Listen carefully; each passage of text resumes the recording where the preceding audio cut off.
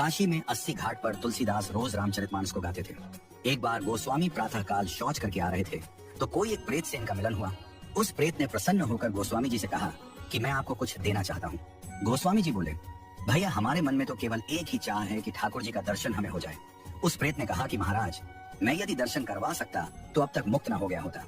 मैं खुद प्रेत योनि में पड़ा हुआ हूँ। तुलसीदास जी बोले, फिर भैया हमको कुछ नहीं चाहिए। तो उस प्रेत ने कहा, सुनिए महाराज, मैं आपको दर्शन तो नहीं करवा सकता, लेकिन दर्शन कैसे होंगे उसका रास्ता बता सकता हूँ। तुलसीदास जी बोले कि बताइए। प्रेत बोला, आप जहाँ कथा कहते हैं बहुत सारे भक्त सुनने आते हैं। अब आपको तो मालूम नहीं, लेकिन मैं जानता हूँ आपकी कथा में रोज हनुमान जी भी सुनने आते हैं। सबसे पीछे कंबल ओढ़कर एक दीनहीन कोढ़ी स्वरूप में जो व्यक्ति बैठता है और जहाँ लोग चप्पल उतारते हैं वहीं बैठते हैं। उनके पैर पकड़ लेना वह हनुमान जी ही हैं। गोस्वामी जी बड़े खुश हुए। आज जब कथा हुई तो गोस्वामी जी की नजर उसी व्यक्ति पर थी और जैसे ही वह आया और बैठा तो गोस्वामी जी दौड़ पड़े और जाकर चरणों में गिर गए। गोस्वामी जी बोले, महाराज आप सबसे छुप सकते हो, मुझसे नहीं। अब आपके चरण तब तक नहीं छोड़ूंगा जब तक राम से नहीं मिलवाओगे। ये कहा तो हनुमान जी दिव्य स्वरूप में प्रकट हो गए। तुलसीदास जी बोले, कृपा करके राम से मिलवा दो, अब और कोई अभिलाषा नहीं है।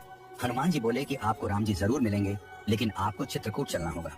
गोस्वामी जी चित्रकूट गए, मंदाकिनी में स्नान किया, कामदगिरी की परिक्रमा की, खोज रहे हैं कि प्रभु कहाँ मिलेंगे।